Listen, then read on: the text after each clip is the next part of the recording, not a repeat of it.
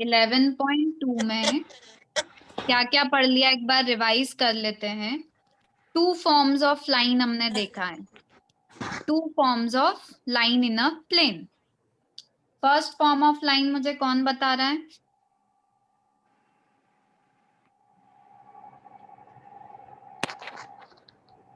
जल्दी। First form of line में हमारे पास क्या होता है? एक point and parallel passing vector and parallel vector. Very good. So equation of line is R equals to A plus lambda B. where A is A point on the line. Fixed point and B is Parallel. parallel vector. ठीक है, फिर इसी का Cartesian form x minus x1 by a equals to y minus y1 by b equals to z minus z1 by c, where x1 y1 z1 is again Fixed point. fixed point and a b c are Direction. Direction ratio. very good, are direction ratios of parallel vector. अगर साथ साथ में homework करते जाओगे तो ये सब चीजें याद रहेगी, और भूल गए तो आगे कुछ भी समझ नहीं आएगा। Second form of yes line ma'am. है line is passing through 2 given points. क्या थी equation of line? A plus lambda B minus A. a plus lambda B minus A. Good Dhruvil. Dhruvil 10 का टेस्ट क्यों नहीं दिया बेटा? मैम मैं भूल गया, मैं कल आज शाम को लिखकर सबमिट कर दूंगा। अच्छा भूल ही गए, मतलब कर दूंगा। हाँ कर दूंगा। A is fixed point and B is also fixed point through which line is passing, but B minus A क्या represent कर रहा है? Direction ratio of line. इसका वेक्टर फॉर्म क्या था, कौन बता रहा है? हम x minus x1 upon x2 minus x1. Good Dhruvil. x2 minus x1 y minus y1 upon y2 minus y2 and z minus z1 upon z2 minus z1। तो ये हमने दो लाइन के फॉर्म पढ़ लिए थे। साथ में हमने पढ़ा था एंगल बिटवीन टू लाइंस, इतना सबको याद है? Yes ma'am. दो लाइंस हमारे पास है, हमको उनके बीच का एंगल फॉर्म करना है, तो हमको कुछ भी नहीं करना है, उनके पैरेलल वेक्टर पे ही ध्यान देना है। एक लाइन थी हमारी r equals to a1 plus lambda b1, दूसरी लाइन थी a2 plus lambda b2 mu b2, दूसरा कांस्टेंट ले लेती हूँ कोई। तो हमको सिर्फ किससे काम था? b1 and b2 to parallel vectors से। b1 इस लाइन का पैरेलल है, b2 इस लाइन का है, तो जो एंगल इन दो वेक्टर के बीच में होगा वही एंगल इन लाइंस के बीच में होगा। तो एंगल बिटवीन टू वेक्टर्स क्या था? Dot product of vectors upon mod of one and mod of other. Very good. और इसी का कार्टेशियन फॉर्म हमने देखा था कि अगर इसके रेशोज a1 b1 c1 है, इसके ratios a2 b2 c2, so angle between two lines in Cartesian form is this. Magnitude of this is root a1 square plus b1 square plus c1 square, और magnitude of this is a2 square plus b2 square plus c2 square। Kavya, दो lines perpendicular होने की क्या condition पड़ी थी? मतलब इन सबका magnitude 1 होना चाहिए। मतलब किन सबका मैग्नीट्यूड? एक मिनट, हाँ थोड़े पेज पलटा लो अगर जिन A1 क्लास में A2 plus नोट्स बनाए C1 हैं। D2 plus C1 C2 is equal to 0. Good, then lines are perpendicular. और अगर ratios are equal then lines are parallel. इतना हम पढ़ चुके हैं, अब इस पे हम थोड़े क्वेश्चंस ही प्रैक्टिस करेंगे ताकि हमारे कंसेप्ट्स क्लियर हो जाए। हंसनी 11.2 में कौन कौन से डाउट है, किसको कौन सा डाउट है जिसने सॉल्व किया है? Ma'am fifth. फिफ्थ है। और हंसनी कौन सा बोले आप? सिक्स्थ डाउट है। गुड हनी ने। हाँ, और मैम फर्स्ट। फर्स्ट डाउट है। चलो सबसे पहले फर्स्ट क्वेश्चन देख लेते हैं। In question 1 3 lines with direction ratios, हमको 3 लाइन के डायरेक्शन रेशोज गिवन है। ये एक लाइन का डायरेक्शन रेशोज है। इसको क्या मैं A1 B1 C1 बोल सकती हूँ, है ना? एक लाइन के डायरेक्शन रेशो। दूसरी लाइन के डायरेक्शन रेशोज भी हमको, सॉरी ये कोसाइंस है, sorry, L1 M1 N1, 12/13, 3/13, ma'am L2। हाँ मैम इसमें हम वो एंगल वाला लगा सकते हैं सीधा L1 M1 लेके? बिल्कुल लगा सकते हैं, मैं वही बता रही थी अभी। बस हमको चेक करना है whether the lines are mutually perpendicular और नॉट। हमने क्या कंडीशन पढ़ी? A1 A2 plus B1 B2 plus C1 C2 equals to 0 अगर होता है देन लाइंस आर परपेंडिकुलर। ये कंडीशन हमको पता है। किसी को कोई डाउट इसमें? तो अगर मैं यहाँ पे A1 को उसी के मैग्नीट्यूड मतलब A1 square plus B1 square plus C1 square, A2 को उसके magnitude A2 square plus B2 square plus C2 square, ऐसा मैं ये पूरे डिनोमिनेटर में डिवाइड कर देती हूँ दोनों तरफ। तो क्या कोई फर्क पड़ेगा? No ma'am. फिर A1 के अपॉन में दिस L1 बन जाएगा, A2 के अपॉन में this is L2। Similarly B1 के अपॉन में दिस इज M1, B2 के अपॉन में ये क्या हो जाएगा M2, C1 के अपॉन में ये तो N1 और C2 के अपॉन में ये तो N2। किसी को कोई डाउट? तो आप बोलो कि डायरेक्शन रेशोज से करे या कोसाइन से करे, कंडीशन सेम है, अभी भी लाइंस परपेंडिकुलर ही है। अभी क्लियर है? Yes ma'am. तो बस यहाँ पे मुझे ये तीनों लाइंस म्यूचुअली परपेंडिकुलर है या नहीं वो चेक करना है। तो मैं पहले इन दोनों को चेक कर लूंगी, फिर मैं इन दोनों को चेक कर लूंगी, फिर मैं इन दोनों को चेक कर लूंगी। तो अगर मैं फर्स्ट एंड सेकंड को चेक करती हूँ तो मुझे यही कंडीशन चेक करनी है। तो मैं चेक करूंगी 12/13 into L2 is 4/13, M1 is minus 3/13 into 12/13. N1 is minus 4/13, 3/13. अगर कोई लास्ट क्लास अटेंड नहीं करता है तो प्लीज नेक्स्ट इस क्लास में आने से पहले वीडियो जरूर देख लो, वरना शायद चीजें समझ ना आए। शिवांश?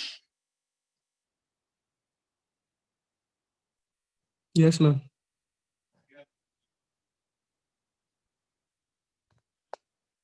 क्या हुआ अभी ये क्वेश्चन में, कुछ समझ आया? नहीं मैम, नहीं है।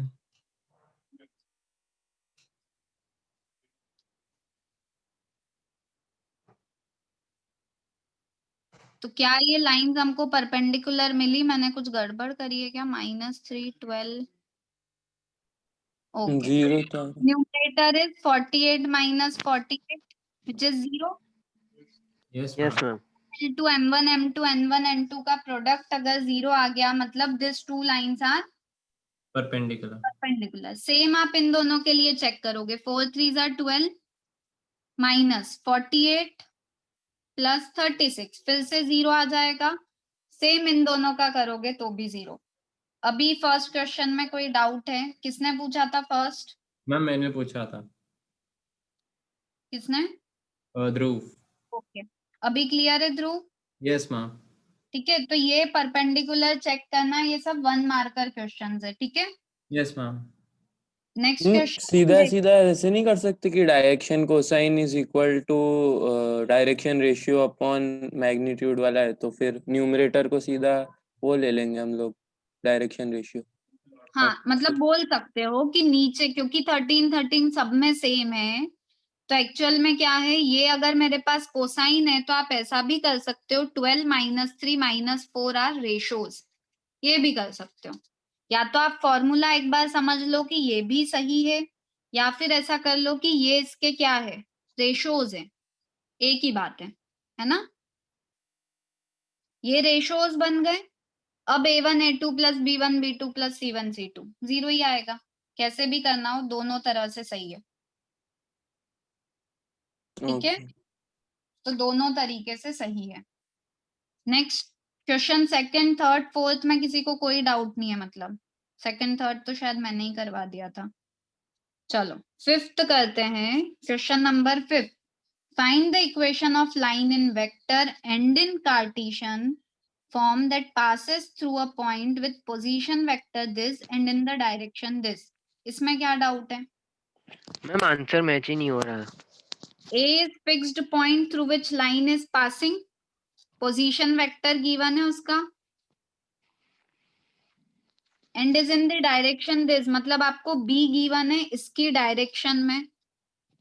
ये आइडेंटिफाई कर लिया था क्वेश्चन पढ़ के, line is passing through this fixed point and is parallel vector, इससे हाँ ये मैम, आइडेंटिफाई हो गया था बेटा। हाँ मैम, वो R is equal to A plus lambda B वाला फॉर्म हो गया था, वो दूसरा हाँ फॉर्म है ना, वो नहीं हुआ।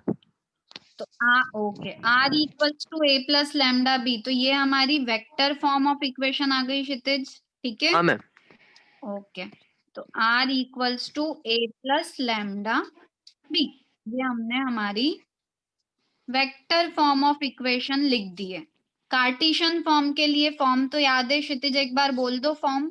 x minus x1 upon x1 minus x2 is equals to y minus नहीं y1 नहीं अपॉन। नहीं नहीं, यहाँ पे आपको पैरेलल वेक्टर गिवन है तो डायरेक्ट ए बी सी ही लिखोगे। आप जो बोल रहे हो वो कौन सा है, जब दो पॉइंट गिवन है, यहाँ पे ये पॉइंट नहीं है। देखो क्वेश्चन पढ़ो, and is in the direction this, मतलब ये कौन सा वेक्टर गिवन है, पैरेलल वेक्टर। इसको आपको पोजीशन वेक्टर बोला था, मतलब वो पॉइंट था।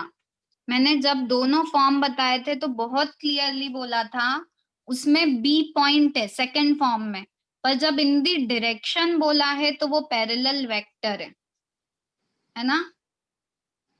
तो x माइनस ये पॉइंट क्या हो गया, 2 -1 4, यस और नो। हाँ मैम। तो x -2, पैरेलल वेक्टर के रेशोज कौन है, 1 2 -1, तो नीचे क्या आएगा 1 2 -1। अभी भी कोई डाउट है तो पूछ लो। ये पॉइंट है -1 तो y +1 और ये हो जाएगा z -4। ये हो गई कार्टेशियन इक्वेशन ऑफ लाइन। किसी को कोई भी डाउट है तो पूछो, क्वेश्चन पढ़ के क्लियरली ऑब्जर्व करो कि ये पॉइंट है, position vector through which line is passing, and इसके लिए बोला है and is in the direction this, मतलब ये पैरेलल वेक्टर है। कोई हाँ डाउट? मैम। ठीक है। क्वेश्चन 6, क्वेश्चन 6 में बोला है find the Cartesian equation of line which passes through the point -2, 4, -5। line is passing through this point, तो मैं इक्वेशन अगर कार्टेशियन फॉर्म में लिखनी है तो क्या लिखूं, x + 2 अपॉन a, है ना। if line is passing through this point तो y - y1 upon b, z - z1 upon c। इसमें किसी को कोई डाउट? अंशुल, अनुपम, यस मैम। अरे इतना ABC तो हाँ नीचे मैम। दिया ही हुआ है ना मैम उनका। हाँ वही, अभी मैंने सिर्फ इतना अगर पढ़ा है, if the line is passing to this point, तो मैं इक्वेशन ये लिख सकती हूँ ना। Yes ma'am. अब साथ में क्वेश्चन में एक और कंडीशन दी है कि this line is parallel to this line. इस लाइन के हमको बोल रखा है कि मुझे जो ये लाइन की इक्वेशन फाइंड करनी है is parallel to this line. अब मुझे बताओ, अगर दो लाइंस पैरेलल है तो क्या होगा, दो लाइंस पैरेलल है तो उनके डायरेक्शन सेम है, मतलब उनके ये रेशोज सेम होने चाहिए। तो जो लाइन की इक्वेशन हमको चाहिए वो इक्वेशन ये बन गई। तो if two lines are parallel then their direction ratios are same। आप यूज कर सकते हो उसके रेशोज इसमें। और हमारी लाइन किस पॉइंट से पास हो रही है? -2 4 -8।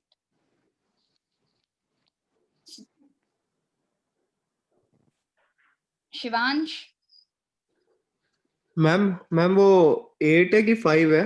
वो नीचे Z+8 है कि Z+5? ये Z+5 है। सॉरी अभी मुझे बताओ ये वाली लाइन किस पॉइंट से पास हो रही है? अगर पूछेंगे तो बता सकते हो? -3 4 -8। Very good Disha. ठीक है, तो हमने ये देख लिया कि ये line, this line is passing through this point and parallel to this line. ये क्वेश्चन में गिवन था, पैरेलल है मतलब रेशोज आर सेम। तो ये हमारा आंसर आ गया। ये सारे 1 मार्कर क्वेश्चन ही है, बेसिक कंसेप्ट है। अभी 6th तक कोई डाउट? अंसनी क्लियर है इतना? Yes ma'am. Honey, Honey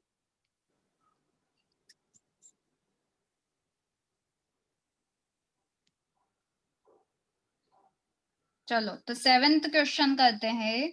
in question 7 Cartesian equation of line is given to us. Kshitij मुझे बता दो इसका वेक्टर फॉर्म कैसे लिख दूं मैं? 5i - 4j + 6k। पहले एक बार मुझे बता दो किस पॉइंट से लाइन पास हो रही है, वो लिख दूं मैं? हाँ, जो आप बोल रहे हो 5 - 4 6। Plus, very good. And parallel vector, ये पैरेलल वेक्टर है। 3i + 7j + 2k। Very good. Parallel vector क्यों है ये? क्योंकि this are the direction ratios.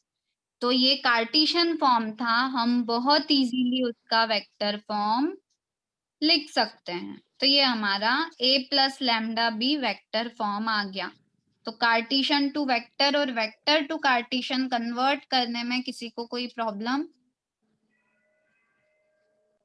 आ गया समझ में ये? Yes ma'am. चलो नेक्स्ट क्वेश्चन। तो हम 8th तो ऑलरेडी कर चुके थे, लाइन पासिंग थ्रू 2 पॉइंट्स के लिए। पर एक और कर लेते हैं, 9th क्वेश्चन सेम है। Find vector and Cartesian equation of line that passes through this 2 points. ये 2 पॉइंट गिवन है, आपको इक्वेशन लिखनी है। देखती हूँ फर्स्ट 3 किसके आंसर आते हैं। जल्दी से सॉल्व करना स्टार्ट करो। सबकी कॉपी पेन साथ में होनी ही चाहिए सॉल्व करने के लिए। तो हमको vector and Cartesian equation of line लिखनी है which is passing through this 2 points.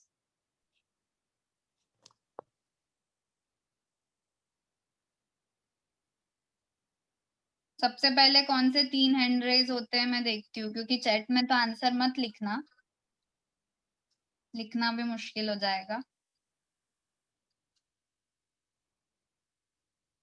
क्षितिज का हो गया है, गुड। नेक्स्ट कौन है? करणवीर। देखो इनके होमवर्क भी आ जाते हैं इसलिए हैंड रेज भी हो गया है। ध्रुविल, ध्रुविल कोई बात नहीं, टेस्ट नहीं दिया, भूल गया था, पर होमवर्क कर देता है ना ध्रुविल? Yes ma'am. हाँ good. Anshul, Dhiroj, Dhruv, Prachita, very good. चलो किस पॉइंट को x1 y1 z1 ले लूं? किसी को भी ले सकते हैं। मैम हाँ मैम बोलो। आप अटक रहे हो कि मैं अटक रहा हूँ? मतलब इंटरनेट मेरा अटक रहा है कि आपका? समझ नहीं आ रहा, आप बहुत लैग हो रहे हो मेरे में। सभी को ऐसा हो रहा है क्या? No ma'am. नहीं मैम। तो शिवांश आपके तरफ प्रॉब्लम है बेटा। x1 y1 z1 is this point, x2 y2 z2 is this another point।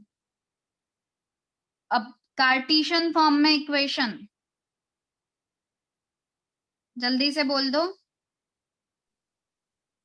x - 3/0 equals to y + 2/0। हाँ आप डायरेक्ट आंसर बोल रहे हो। ओके मैं पहले इक्वेशन लिख रही हूँ। y2 - y1 z2 - z - z1 upon z2 - z1। Cartesian equation of line passing through 2 points. अगर हमको ये याद है तो बस हमको पुट करना है x minus 3 x2 minus x1। अब आपको लग रहा होगा नीचे 0 आ गया, ये क्या हो गया, वो भी मैं समझा देती हूँ। y माइनस y1 तो +2 y2 माइनस y1, फिर से 0 आ गया क्या? Yes, ma'am. हाँ और z माइनस z1 तो z plus 5 upon z2 minus z1 तो 11। अब आप लोगों को लग रहा होगा ये नीचे 0 मतलब क्या, ये 0 क्या है? A B C are the direction ratios of the line. अगर 0 आ रहे हैं इसका मतलब क्या बताओगे, मुझे बता सकता है कोई? XY प्लेन में है, parallel to XY plane. Parallel to XY No, में no, नहीं है बेटा, in दोनों XY 0 plane. है। In XY सिर्फ plane. z Z axis plane में। पैरेलल है लाइन, क्योंकि x के साथ भी एंगल उसका क्या बन रहा है, मतलब 0 आ रहा है नीचे, तो ऐसा बोल सकते हो cos अल्फा 0, मतलब अल्फा कितना है 90 डिग्री, है ना। cos बीटा भी 0, मतलब बीटा भी 90। सिर्फ ये कुछ एंगल है, तो ये जो लाइन बनेगी x y z तीनों एक्सिस है, पर लाइन बनेगी z के पैरेलल, तो उस टाइम पे वो x के भी परपेंडिकुलर होगा और z के भी परपेंडिकुलर होगा, और z में भी वो किस पॉइंट से पास होगी, थ्रू पॉइंट -5। मतलब आ रही है बात समझ में? तो ये नीचे 0 का मतलब ये नहीं है कि आप इसको इन्फिनिटी समझ लो, ये यहाँ पे उसकी डायरेक्शन बता रहा है। मैम पर Z एक्सिस पे नहीं हो गया? क्या? ये Z एक्सिस पे नहीं हो गया? देखो मतलब आप क्या बोल रहे हो, z एक्सिस पे ही है ये। z एक्सिस पे ही, मतलब हाँ उसके पॉइंट -5 से पास होगी, मतलब नीचे जो z एक्सिस जा रही है उसमें एक पॉइंट -5 से पास होगी लाइन। नहीं मैम, सब बोल रहे हैं जो लाइन है वो हाँ Z एक्सिस ही नहीं हुई, क्योंकि हम जो लेते हैं डिनोमिनेटर होता है जो it is parallel to that vector, तो इधर पैरेलल वेक्टर आएगा 0 i cap 0 j cap and 11 k cap, हाँ तो हुआ तो Z एक्सिस के उसमें ही। हाँ, तो z एक्सिस में ही बोल रही हूँ मैं भी, पर इसी के उसमें पर Okay. एक्सिस ही नहीं होगी ऐसा। अगर एक्सिस ही होती तो यहाँ पे ये ओरिजिन से पास हो रहा होता। Okay ma'am. ठीक है, मतलब z वाली लाइन में ही रहेगी पैरेलल, पर z एक्सिस खुद नहीं है, वो लाइन ऐसी रहेगी कि x और y के परपेंडिकुलर है, पर z के क्या है, पैरेलल है, और वो ओके इस पॉइंट से पास होगी। माइनस मतलब z का कोऑर्डिनेट क्या रहेगा, -5, x का कोऑर्डिनेट क्या होगा 3, y का कोऑर्डिनेट -2। ठीक है, अगर आप विजुअलाइज कर सकते हो तो मैं थोड़ा और विजुअलाइज कराने की कोशिश करती हूँ। समझिए वहां पर।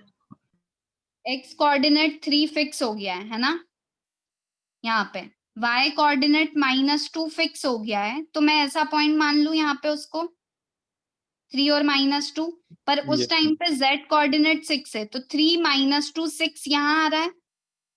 Yes ma'am.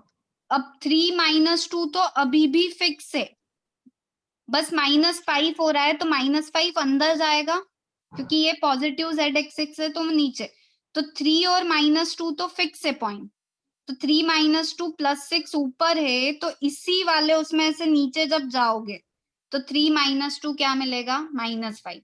तो लाइन कैसी रहेगी, पैरेलल टू z, एंड पर अपने आप किसके पर ऐसी लाइन बनने वाली है आपकी, जो परपेंडिकुलर होगी x और y के।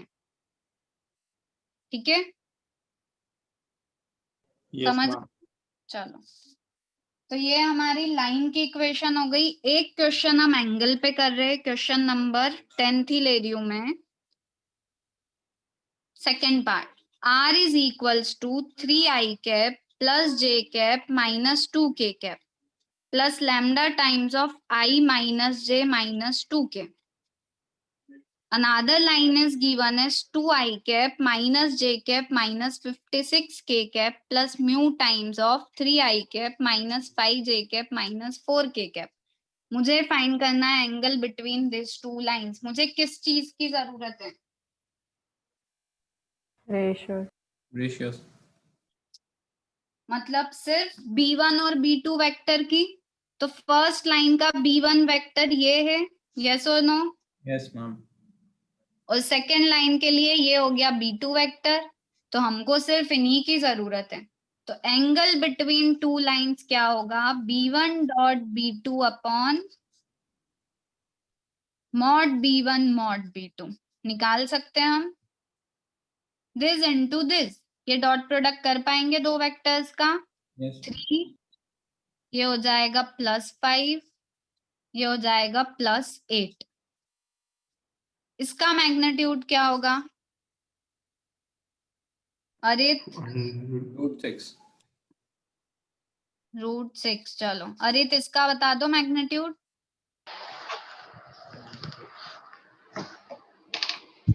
एक सेकंड करके बता।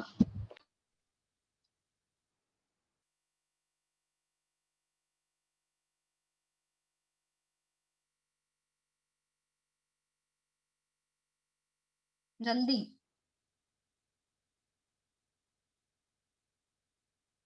ऐसे बोल दो। रूट क्या लिखूं? 60 शायद आ रहा है। 9 क्या लिखूं वो बताओ। 9 + 25 + 16। ठीक है, +16। This square plus this square plus this square, सो 8 + 8 16, ऊपर नीचे √6, 25 25 50। ठीक है, थोड़ा सा सिंप्लीफाई जरूर कर सकते हैं हम। √6 50 को हम 5√2 लिख सकते हैं, है ना?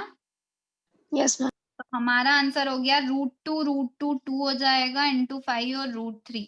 तो answer is this 8/5 √3 is angle between two lines.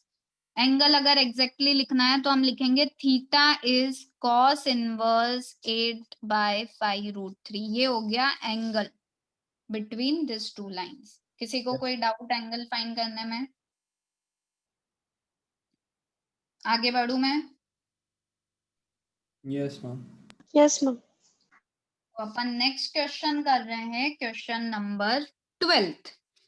इसमें हमको बोला है find value of p, find value of p so that, find value of p so that lines 1 - x/3 equals to 7y - 14/2p equals to z - 3/2 and मैं यहाँ थोड़ी 7 - 7x/3p sorry equals to y - 5/1 equals to 6 - z/5 are at right angle।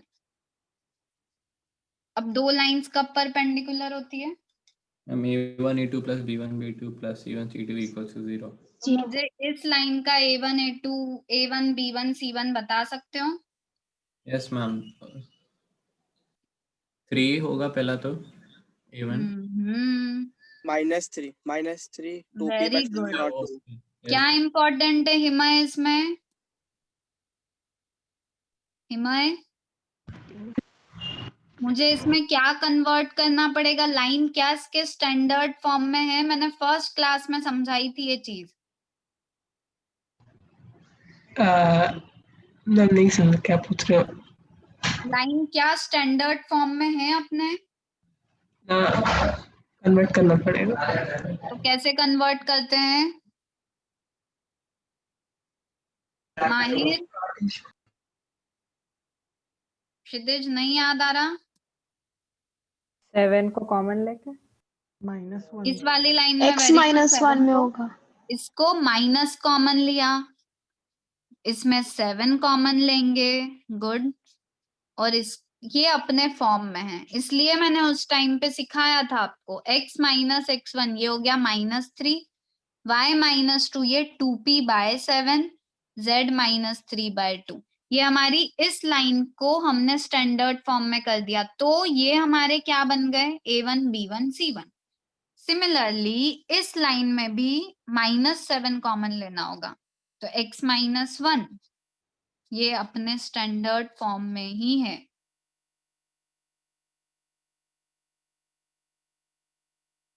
Minus sign common लिया। चिंतन formula तो अभी हम cos theta वाला ही use करेंगे, पर cos थीटा का फॉर्मूला क्या है? a1 a2 plus b1 b2 plus c1 c2 upon जो करते हैं, और एंगल अगर 90 डिग्री है तो cos 90 क्या हो गया? 0। पर उसके लिए a1 a2 b1 b2 c1 c2 तो चाहिएंगे, और वही मैं फाइंड कर रही हूँ। क्योंकि लाइन अपने स्टैंडर्ड फॉर्म में नहीं थी, मैंने कन्वर्ट करी है उसको। चिंतन अभी कोई डाउट? चिंतन नो मैम। अभी समझ आया क्यों कन्वर्ट कर रहे? क्योंकि अब जाके a1 b1 c1 मिला है, फॉर्मूला तो मैं यही यूज करूंगी। ठीक है, तो x माइनस 1 अपॉन, इसलिए स्टैंडर्ड फॉर्म में कन्वर्ट करना बहुत जरूरी है। ये हो गया z माइनस 6 बाय माइनस 5। अब मेरे पास a1 b1 c1 a2 b2 c2 ready है। अभी भी किसी को कोई डाउट है तो पूछ लो, और अगर समझ आ गया है तो थम्स अप दे दो।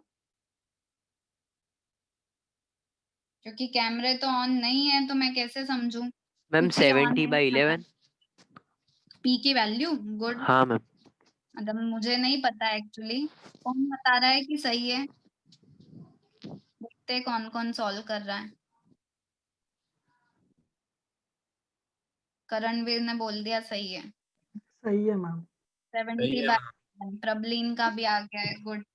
तो बस इम्पोर्टेंट क्या था कि पहले उसको स्टैंडर्ड फॉर्म में कन्वर्ट करो। ठीक है, तो a1 a2 is -3 into -3p/7 plus b1 b2 is 2p/7 into 1, c1 c2 is this।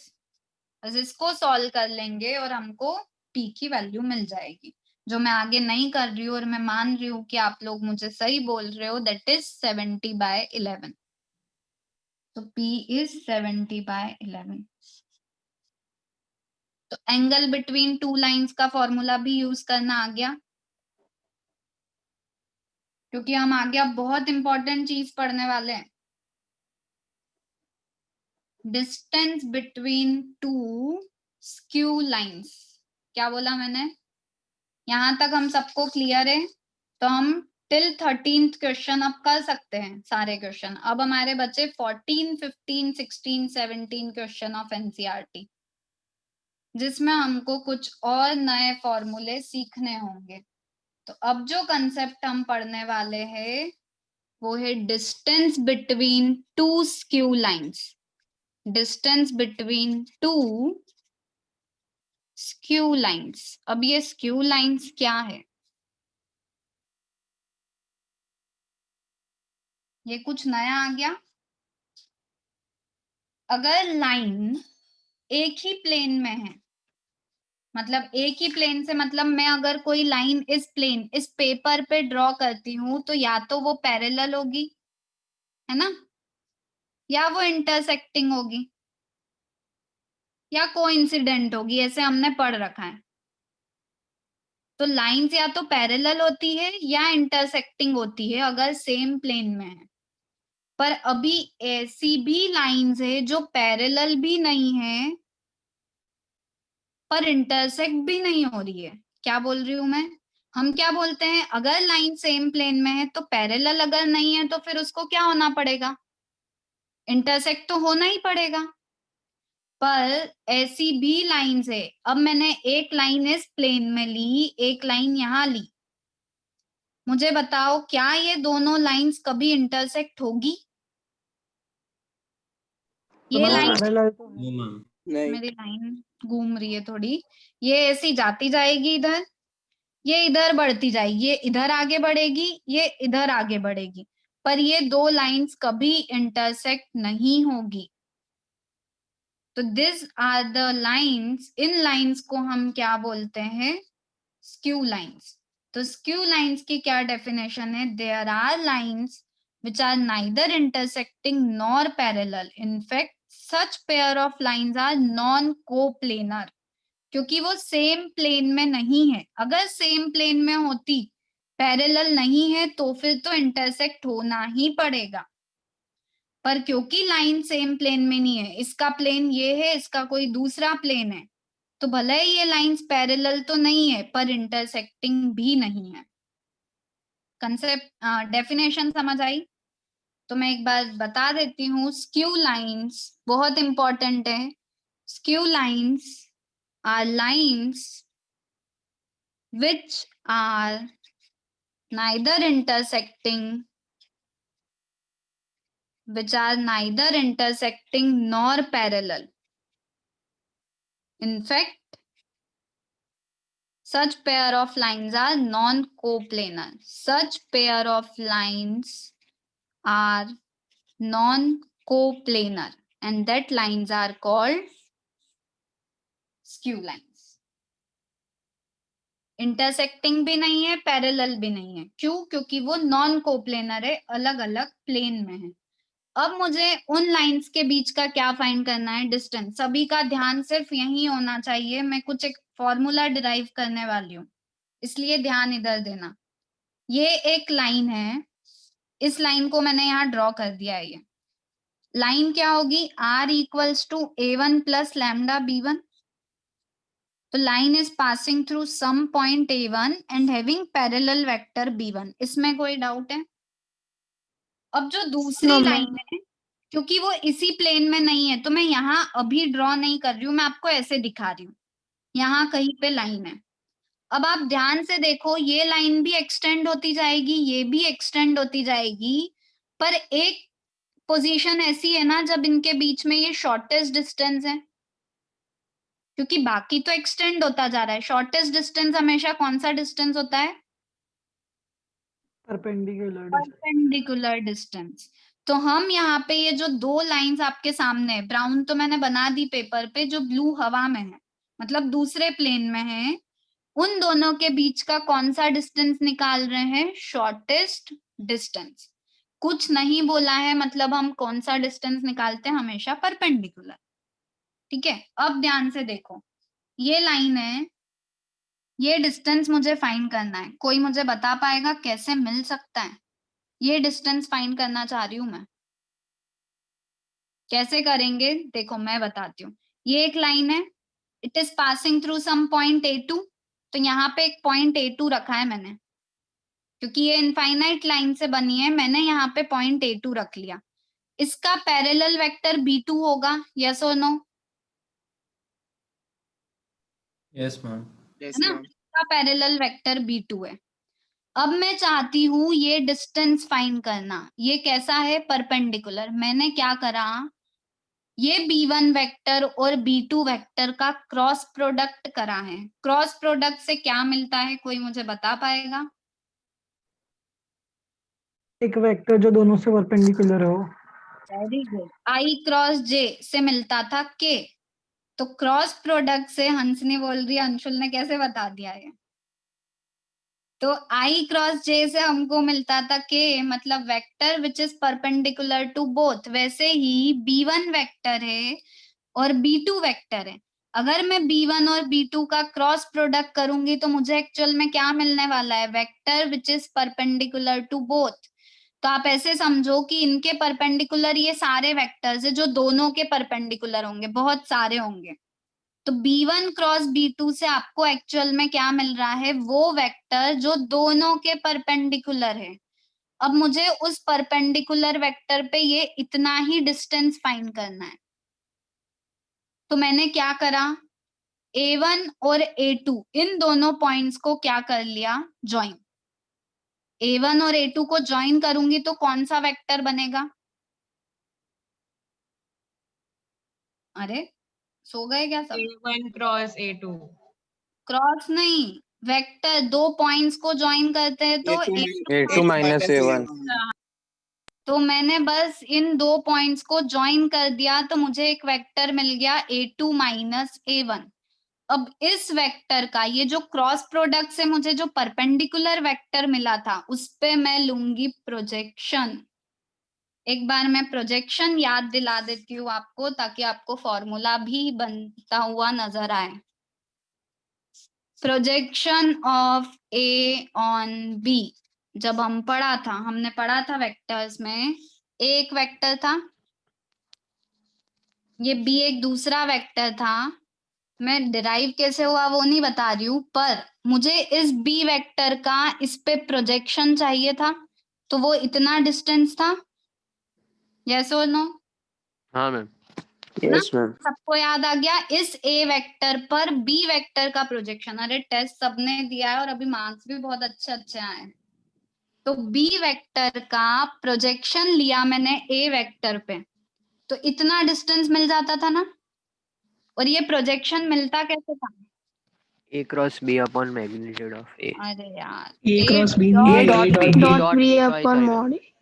Upon mod, इस पर प्रोजेक्शन ले रही हूँ मैं, तो इसके मैग्नीट्यूड से डिवाइड करा गया था, दोनों का डॉट प्रोडक्ट किया था। अभी मैं वापस आ रही हूँ यहाँ पे, वापस आ जाओ। B1 क्रॉस B2 मुझे ये वेक्टर मिल चुका था, है ना। A1 A2 ये पॉइंट्स को ज्वाइन करके एक वेक्टर मिल गया था।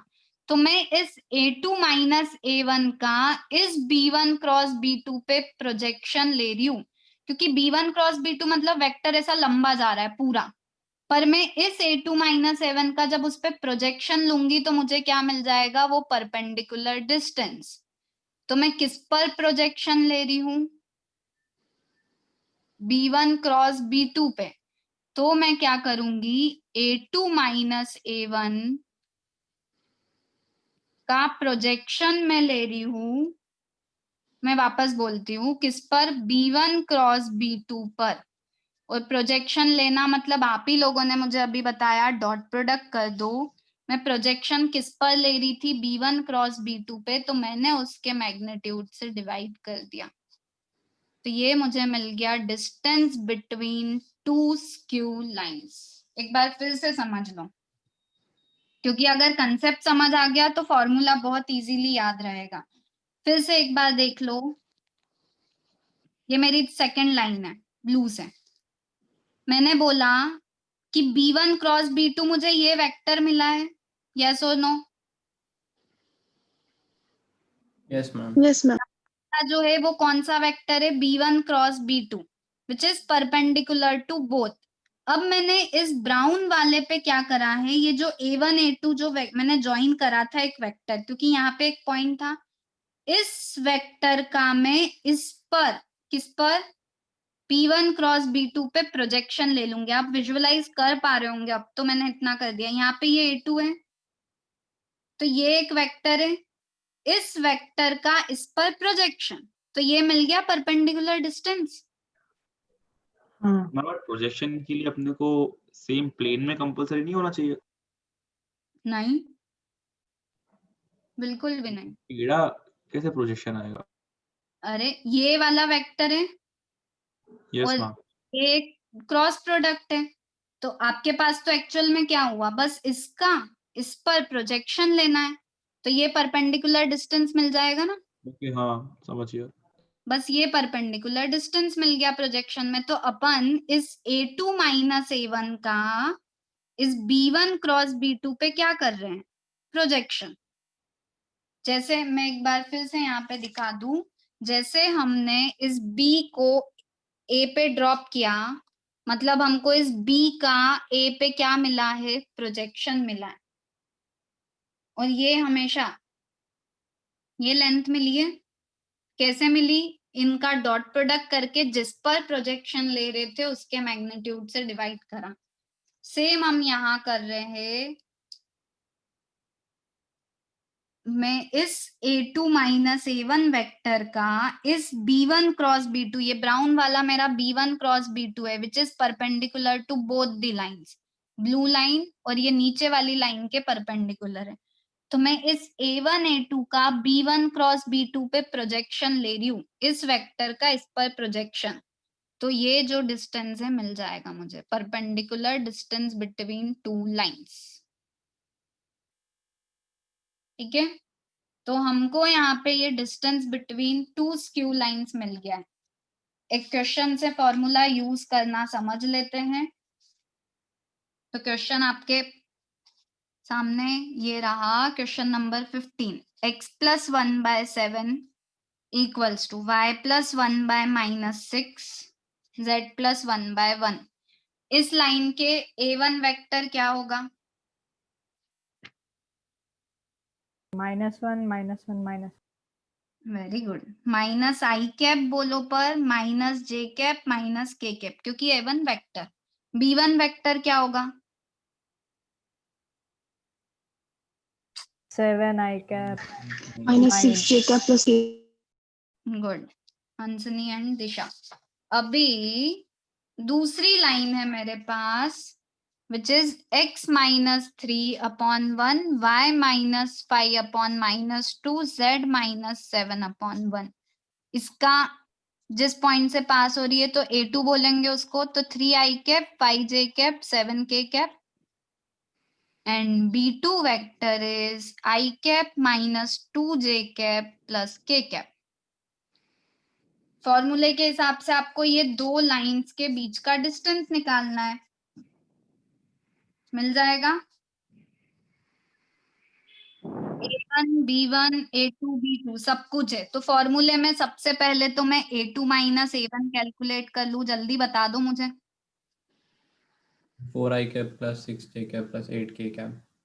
4i cap plus 6j cap plus 8k cap. Good. और फिर मुझे जरूरत है b1 क्रॉस b2 की। क्रॉस प्रोडक्ट कैसे कैलकुलेट करते थे, बस इसीलिए मैंने टेस्ट दिलवाया था। तो जिसने सिंसियरली टेस्ट दिया है वो तो मुझे बहुत आसानी से बता देंगे। क्या लिख दूं b1 cross b2? IJK IJ good.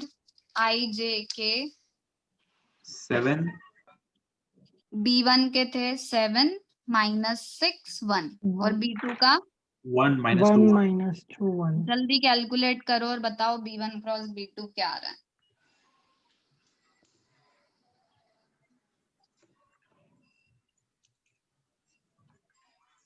minus 4i cap -116 minus 116 minus -4i 6 cap plus 2 minus 4i 4i cap plus 6j cap plus 7 6j minus cap 1। Good. Minus 14 plus 6 तो minus 8k cap. 8k cap. तो ये b1 cross b2 आ गया। अब फॉर्मूले में हमको जो जो चाहिए था a2 माइनस a1 आ गया। डिवाइड में मुझे मॉड b1 क्रॉस b2 चाहिए। तो क्या मैं इसका मैग्नीट्यूड बता सकते हो? √116 रूट 16 प्लस 36 प्लस 64 तो √116। बस सारी वैल्यूज आ गई है। इसका और इसका डॉट प्रोडक्ट तो हम लिख ही सकते हैं। डिस्टेंस हमेशा पॉजिटिव होता है इसलिए मैं मॉड लगा रही हूँ, क्योंकि डिस्टेंस इज ऑलवेज पॉजिटिव। अभी डॉट प्रोडक्ट करते हैं तो 4 minus 4 is minus 16, this plus 36 और ये माइनस 64। मॉड है मेरे पास और नीचे b1 क्रॉस b2 इज √116। बता दो ऊपर क्या आ रहा है? ऊपर भी 116 ही आ रहा है। कैसे? मैंने कुछ साइन मैम -36 आएगा। माइनस करेंगे तो मतलब -16 -6 J होगा ना? हाँ ma'am b1 cross b2 -6j होगा। अच्छा हाँ मैम। -j ओके तो -36। गुड। तो ये 116 अपॉन √116 तो आंसर आएगा डिस्टेंस इज √116। √29 √29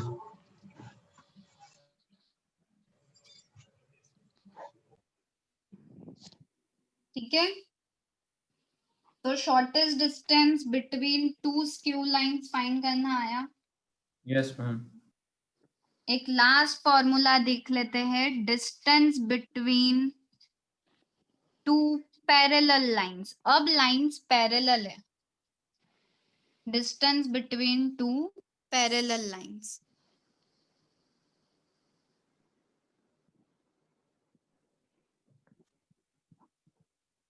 एक 1 मिनट। तो अब मेरी लाइंस कैसी है? पैरेलल। अब पैरेलल लाइन के लिए तो बहुत इजी है। ये एक लाइन, अच्छा दो लाइंस पैरेलल कब होगी? क्या इक्वेशन लिखनी पड़ेगी मुझे? R equals to A1 plus lambda B। तो इस लाइन की इक्वेशन क्या लिख दूं, कौन बोलेगा? A2 plus lambda A2 plus lambda B ही रहेगा, क्योंकि if two lines are parallel, दोनों की डायरेक्शन वेक्टर क्या होंगे? सेम। अब मुझे इन दो लाइंस के बीच का डिस्टेंस चाहिए। हमेशा डिस्टेंस हम कौन सा निकालते हैं? Perpendicular distance. तो उसके लिए हमारे पास फिर से फॉर्मूला है, ये किसी पॉइंट A1 से पास हो रही है, ये A2 से, तो फिर A2 माइनस A1। पर अब मैं करूंगी क्रॉस प्रोडक्ट।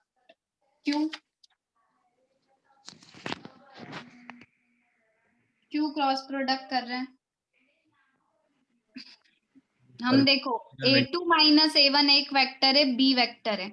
मुझे ऐसे भी समझ सकते हो, अभी मैंने यहीं पे बनाई है, ऐसे देखो, ये दो लाइंस, अभी भी दो लाइंस पैरेलल है, यस और नो? है ना? Yes ma'am. यहाँ पे ये किसी पॉइंट A2 से पास हो रही है, ये किसी पॉइंट A1 से पास हो रही है, तो ये एक वेक्टर बन गया फिर से A2 माइनस A1, है ना? और अब B वेक्टर तो दोनों का सेम है, मैं चाहती हूँ फिर ये परपेंडिकुलर वाला चाहिए मुझे। तो A2 माइनस A1 और B वेक्टर का जब मैं क्रॉस प्रोडक्ट करूंगी तो फिर से मुझे क्या मिलेगा? Perpendicular to both. Yes ma'am. तो वो परपेंडिकुलर करेंगे तभी हमको क्या मिलेगा? वो परपेंडिकुलर वेक्टर, और फिर वही मैग्नीट्यूड ऑफ B से डिवाइड। पर यहाँ पे क्रॉस प्रोडक्ट से जो वेक्टर आएगा डिस्टेंस के लिए, उसका मुझे मैग्नीट्यूड लेना होगा, क्योंकि क्रॉस प्रोडक्ट से क्या मिलेगा? वेक्टर, और ये मॉड नहीं है, ये क्या है? मैग्नीट्यूड। तो ये हमारा नेक्स्ट फॉर्मूला हो गया for parallel lines. Parallel line में B सेम होता है, तो B1 B2 नहीं होगा, ठीक है? तो वापस बता सकते हो? देखो ये एक लाइन है जो ऑलरेडी है, ये दूसरी लाइन ले लेते हैं, ठीक है? यस जो ये नीचे दिख रही है वो ये वाली लाइन है, A1 वाली।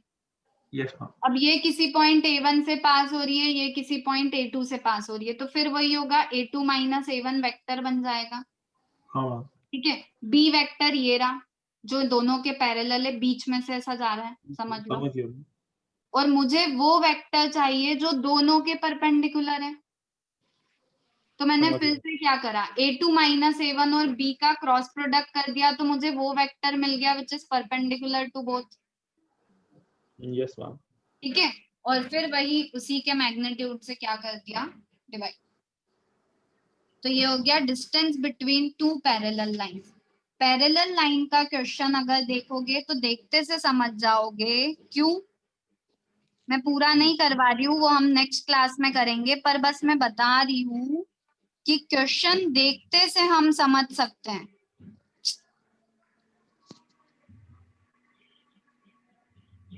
B vector will be same. Very good, B vector will be same. तो ये मैंने दो लाइंस आपके सामने लिखी है, पर आप देख के समझ गए कि लाइंस आर पैरेलल, क्योंकि दोनों का पैरेलल वेक्टर सेम है।